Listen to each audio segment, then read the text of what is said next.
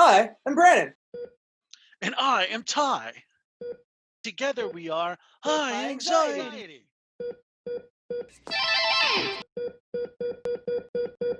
Hello. Hello. We are here. I That's just a big finished deal. Bill&ted Face the Music. Ty watched it last night, correct? I've watched it 3 times now.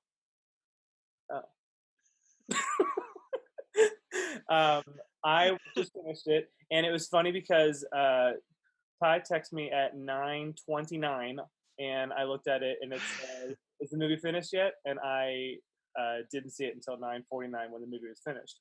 And I said, Because you told me I'm going to start the movie at 8 o'clock. The kids are definitely going to be asleep. I'm going to start the movie at 8 o'clock, and it'll definitely be done by 9:30 when we start recording. Hey, if you weren't late, you wouldn't be here at all. So we're going to do a 10-15 minutes. We're going to do a non-spoiler review. If you have not watched Bill&ted Face the Music, then this is where you can watch. Yes. All two viewers that are going to watch this. Yes. And if you have seen it, then you can watch the whole review. Yeah. All right. So can you give me your first impressions of the movie? In a non-spoiler way, I loved it. I loved it enough to watch it 3 times now. I think, God, okay. So, if you're a fan of the originals, and so I liked the first one a little more than the second one. Sure. But I love the second one as well. But I think the thing I love about the first one so much is the time travel, which is the emphasis again in this movie. Yeah. So if is your love for 1 and 2 kind of like Ghostbusters? How you love 1 and 2, but 1 is the heart of it, and then 2 is it's yes, 2 really cements the legacy. Yeah. Because 1 is hey, we've got a flash in a pan. 2 is we've created something that's really gonna stay. Yeah. And that's it. Bill and Ted, that's the way it was. And 3 drove it home. Sure. And I was so worried this was going to be a Blues Brothers 2000. Yes. And I know the reference is old, but your concern that you told me was you were afraid that the children were going to be the stars of the show, and Bill and Ted would be basically background characters, correct? Yeah, I was worried this was going to be a generational handoff movie with more emphasis on the younger generation, because just due to the age of the characters. And that's not the case. Without giving anything away, it's everything that made Bill and Ted good done again. I can agree with that.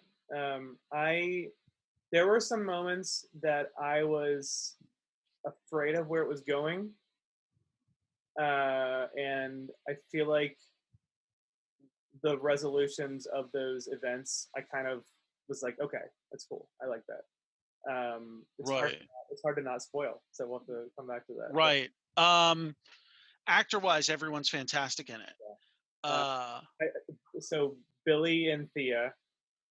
Holy shit. Yeah. Okay, first off, Billy nailed Keanu Reeves's. Yes, I would say he's mannerisms. doing a great impression of Keanu Reeves.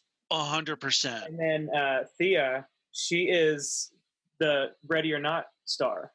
Yes, which is so funny because what's her name? It feels like she's supposed to be so much younger here.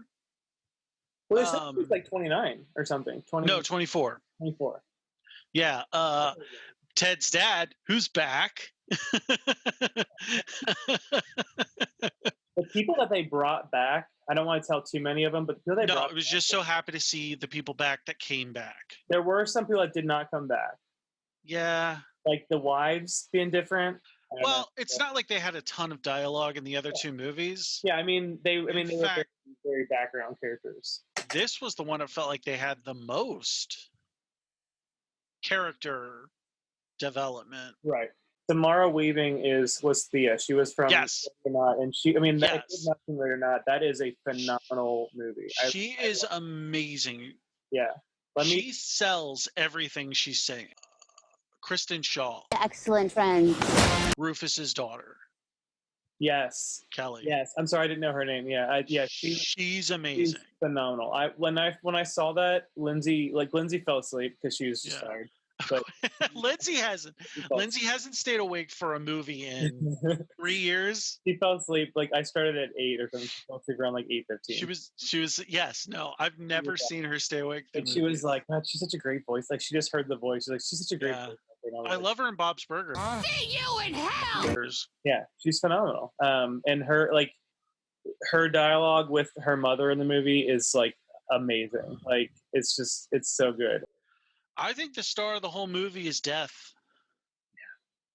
He's adorable. I mean, they got him back, and it's like Alex Winter and Keanu Reeves. Those characters are them in a sense that they can just slip right back into them. Yeah. But you see, like what the years have done to them. They've definitely evolved as characters. Whereas Death, it was like slipping right back in seamlessly. Exactly the same. Yes.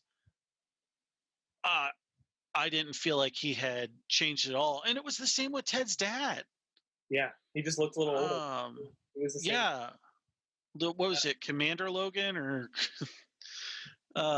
Captain Logan or something? I can't remember, but awesome. Who was the actor that played Deacon? So it's the guy from SNL. It is, yeah. I forget his name. He's funny, and it kind of sucked that Deacon didn't have Beth Bennett. Yeah, it felt like sitting down with an old friend again that you hadn't seen for a long time, and just falling right back into those old conversations and those old stories and just having fun. And I hope this is how Ghostbusters is, Afterlife. I seriously hope it is. Like if it is as true to the original two, yeah, as Bill and Ted was, like I'm excited for Afterlife. But yeah, this movie, yeah, it really. I mean, I hadn't like for whatever reason, I haven't watched Bill and Ted in probably 15 years, and so really. Yeah, I don't know why. It's just, wow. Yeah, I haven't. Those are in Bill and Ted. Okay, the first one is in my immediate top 10 go-to, have in the background on movies. Yeah. The second one is in my top 30 go-to movies. Not to say the second one isn't good. It's more just like it's darker, but also it's a heavier movie. Yeah. So I feel like it's funny when 2 was on, I have to spend more time paying attention to it. Well, it's funny because like the first one is so low stakes. It's like it's just going to go to military school, but the second one they die. Right. Like they're told they're the basis of this like future utopian society, but at the same time it's you have to get an A on this report. Yeah. And then like you said in the second one it's okay, we have to still have this utopian society, but we have to win the battle of the bands. Oh, we got murdered. And like you said, yeah, there's time terrorists and evil robots and station. I didn't realize this, but the time terrorist was Hans from Mighty Ducks. Yes, Denomalous. He is amazing. And if I remember correctly, when they talked about filming it, Alex Winter and Keanu Reeves were like, this dude had none of it. Like he couldn't stand them because they were Bill and Ted while filming, and he's very no nonsense. Like he very much was Denomalous. Yeah. Which is funny because like when I watch Mighty Ducks, I'm like, oh, it's this sweet old grandpa. He's so cool. And then you watch him in Bill and Ted 2, and he's like, I'm gonna fucking murder these kids. Yeah. But yeah, so in 3, the stakes are a lot higher. I don't want to say higher. So from the trailer, we know that they're told that they were supposed to write the song. They were supposed to play the show that was going to do everything. and it hasn't happened, and now they have to do it. That's what we know from the trailer. Yeah, and all we saw was like that prison scene that I Yes, thought was gonna be like you see it so many times, you're like, okay, whatever. But I thought that was going to be a much bigger part. yes, but also my point was that I thought I was not gonna laugh at anything because I've seen it all, and that I was still laughed my ass a off. great part. I absolutely loved it. Every joke, even like you said, even though I'd already seen some of those jokes in the trailer, like one of my favorite parts in the trailer was when Bill and Ted see their daughters in hell, and they're like, "How you doing?" And they're like, "Oh, we're fine. I mean, we're in hell." And Ted goes, "Yeah, but how are you doing?" How you doing? Well, you know, we're dead and we're in hell. But how you doing? We're good. I buy that like they are family. Oh, 100%. Yeah, there's so many times you see in a movie where like, oh, these are this character's kids, and you don't. There's so much more than just, oh, here are characters that look like them. Thea and Billy encapsulated everything that was Bill and Ted while maintaining a. Bill and Ted were raised by slightly strict parents. Ted was, whereas Bill's dad was more relaxed, but well, you saw how that went down with Missy. He's going for it in your own room. Shut up, Ted. But you realize like these are supposed to be characters who were raised by Bill and Ted. Right. I would say the only thing we didn't see is with Thea and Billy, I didn't see any influence from their moms. Yeah, I can see that. Yeah, because they are clones of Bill and Ted. And right. Is there anything you didn't like about it? Besides, like you just said, that's kind of a weak point, or how there's no influence of the mom at all. But that's not even a weak point. It was more something I thought about post.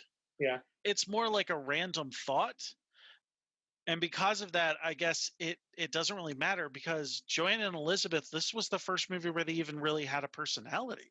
Yeah, they were just like backup band, and they really didn't. Yeah, they were tied up, and they supported Bill and Ted because they got saved from medieval Europe, where they would have died from the plague by the time they were 30. Married to a couple of royal old ugly dudes. So it's kind of like, I mean, they definitely adapted to modern society with the whole like couples therapy thing, which we saw like a hint of in the trailer. We love you. I and Ted from the bottom of mine and Ted's hearts. Oh God. Is there anything you can think of that you didn't like?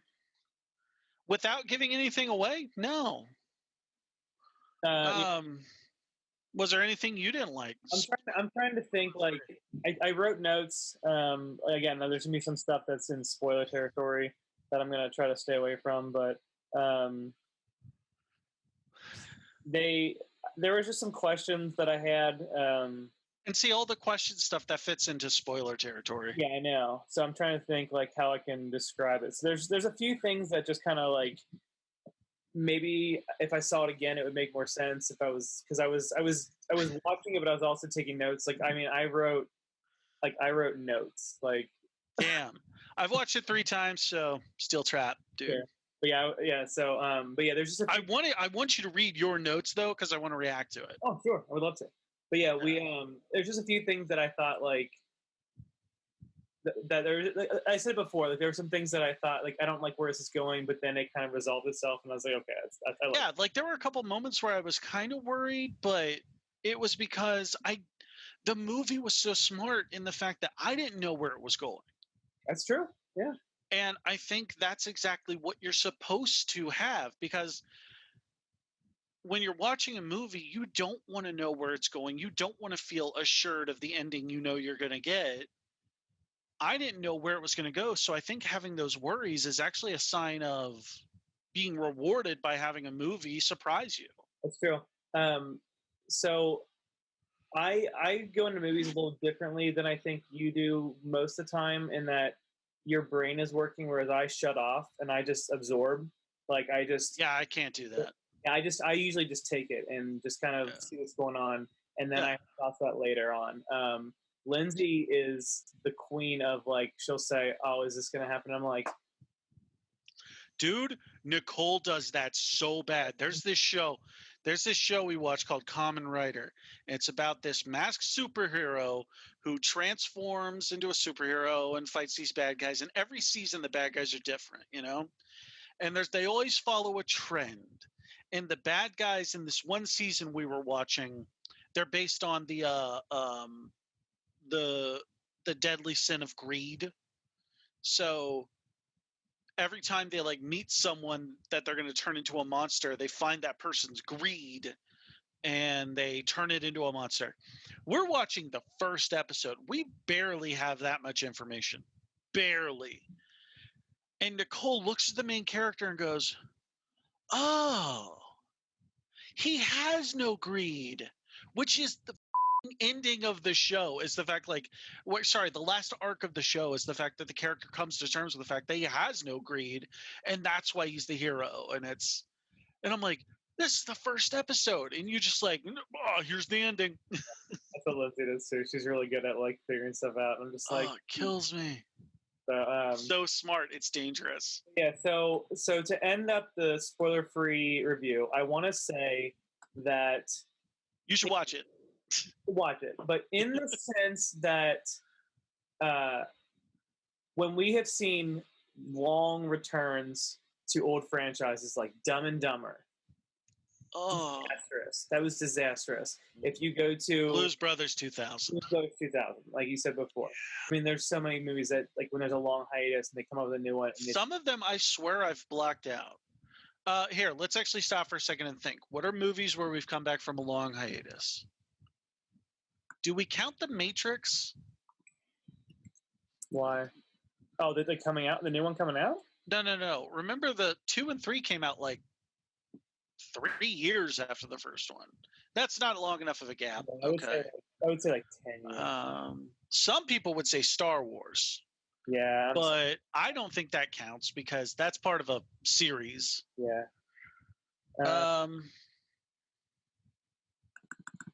God, why is my brain shutting down over this? I know there's more than just those. Movies that long old reboots. Oh. The Chevy Chase Vacation reboot just called Vacation. Yeah. That was awful. But in the sense of, like, that would be considered a reboot, though, because they don't mention, like, they don't. No, the characters are in it. They go visit Chevy Chase at his house. It's Rusty Griswold. It's his son from the first one.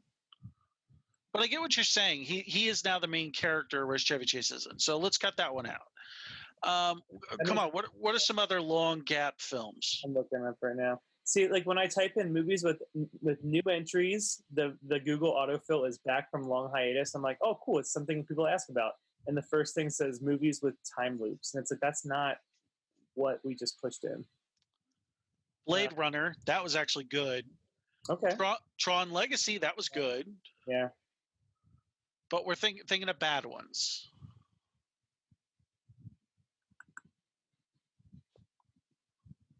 I still really want that new Home Alone.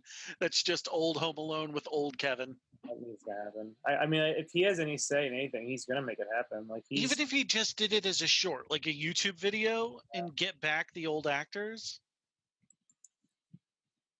I don't know. Come on, brain. Fuck it. I'm gonna Google it. 9 movies with incredibly long gaps between sequels. Here we go. Yes, there we go. Legacy. Oh, Mad Max, but that was amazing. Wait, what was the first one? Tron. Oh, yeah. Mad Max, that was amazing. Blade Runner. Embodiment of Evil. Return to Oz. That's pretty funny. Well, you could say Mary Poppins Returns, because that was a disaster. Yeah, that was really bad. That was a big disaster. That was really bad. really bad. I liked. Creed was really good Yeah, from the Rocky movies. Did you see that? no, but we're striking out with our point. Um, Sin City, A Dame to Kill For. Uh, That was awful. it sucks because it was so visually pretty that like when I first saw it, I was like, this isn't bad, and then Godfather 3. yeah, That was not that good. Rambo. Definitely Dumb and Dumber 2. That was so bad. I mean, you could make the claim of Ghostbusters 2000 whatever. Yeah, that really doesn't count. You're right, because it doesn't exist. Well, no, because it's a reboot. It doesn't have any of the originals. It doesn't exist, so. Fuck, why do I keep losing focus? Okay, anyway, we've made our point. Yeah. It's hard when a movie is gone from that long. Yeah, so when you're gone from those characters. Yeah, my point is like it could have been disastrous. It could have been like a lot of people were saying, why is this being made? Like the movie, Yes. the second movie ended it. Like we saw they get famous, they saw that the piece is done. Right. So why make it? And a lot of people could make that claim, like why was this necessary? It's because we needed Bill and Ted again. Especially during quarantine. Especially during quarantine. Dude, if there was ever a year to get back an old friend that you haven't seen in forever and you were pretty sure was gone forever, if there was ever a need for this level of comfort food in a movie, it was Bill and Ted. So Ghostbusters. Make it. God, you have such a hard on for Ghostbusters, Brandon. It's like you're obsessed. It's like you have nothing else going for you other than Ghostbusters. I just don't understand why. But yeah, so our spoiler-free review is go see it. Go see it. I mean, download it. Definitely pay for it. Like, pay for the Amazon. I don't know how else to get it, but I bought it on Amazon. Brandon bought it on Amazon. I bought it on Vudu, which is like the movies anywhere, whatever. But they had, I don't know if this is what you did, but I bought it. I wanted to give them the money because I believed it was a good project. So I bought the 3-pack, and it was. I don't know what that is. So to buy Bill and Ted on the new one, Face the Music, it was $29.99, or sorry, $19.99 to rent it, $24.99 to buy it. I did the $24.99 for the HD. Yeah. So, but there was also, it said a bundle, and it was Bill and Ted 1, 2, and 3 for. Oh. So it's $5 for the other two, and I was like, sure, let's do it. And that's why. Gotcha. See, I've never done Vudu. I always do Amazon movies. Yeah, I know. But that's great. I wish they had offered that on Amazon. Though that being said, the other two movies are only like $10 a piece on Amazon, so I may get them anyway, just to be able to have those if I ever travel or anything. Yeah. So please pay to get it, because it's really hard for these studios to move to this digital streaming thing. I'm such a big part of it. Scared for the death of theaters right now. Like me too. Like a lot of people say, why would you want to spend $60 or whatever to get popcorn and food and see a movie? It's the experience. It's the experience. Like there is, like, as much as I love that we're talking blindly about this with each other, like there's nothing like going to the movie with a buddy or Lindsay or the kids, and it's an event. It's out of the last 5 movies you and I have watched together in the theater, how often do we elbow each other, giggle, look at each other and just give each other that, like, the talk with the eye look, like, did you just see that? Yeah. Like, you and I do that constantly when we see a movie in the theater, and there's a sense of like magnificence to it. Okay. Whereas when you watch it at home, yeah, it's great. You can pause it and take a bathroom break, but I don't know. There's something missing at home. It's like the theater too. Like if you, it's like, it's a commitment almost, but it's like, yes. I mean, you can go to the bathroom, but you're gonna be like, oh God, I'm missing something. And it's right. It makes you want to, like, I do my best to hold it. And I'm like, it's a different experience. It really is. And I don't want to lose that. I really don't. I'm so more excited when I leave the theater after seeing a Yeah. good movie. Because like when you're at home, your brain goes to, okay, what's next on my entertainment? Like it's not when the movie theater, it's you leave the theater and you drive home, or you sit and talk about it. Like I mean, when we Dude, saw Star Wars, we sat outside and talked for a half we hour. talked for like a half hour to 45 minutes. Whereas like unless No, when A Force Awakens came out, I think we stayed and talked for an hour. I mean, but like I mean, this is if we, unless we made ourselves sit and talk, like because we're gonna record something, like we've probably been like, that was awesome, yeah, and then Yeah. and that's it. Would So have gushed over it, but yeah. they know. So yes, it's a really big deal though to support this how you can, because I don't expect them to make another one, but I want to reward them for doing this. Yeah. I could see them doing something like making a billion Thea's excellent Netflix adventure or something like that. It's like a TV show. Like, That would be hilarious. That'd be pretty cool. Like, and Bill and Ted can just be in the backgrounds or something, and like be little cameos. But yeah, like I don't know if I want to see another movie with just them. But no, like, give them a Netflix series. I think would be fantastic. Like, I mean, the way Disney Plus is going to do all the Marvel spinoffs is. I would be totally down for something like that. Like, give Death an entire episode to himself. Okay, now let's get into the actual spoilers. And if you have not seen the movie, see ya.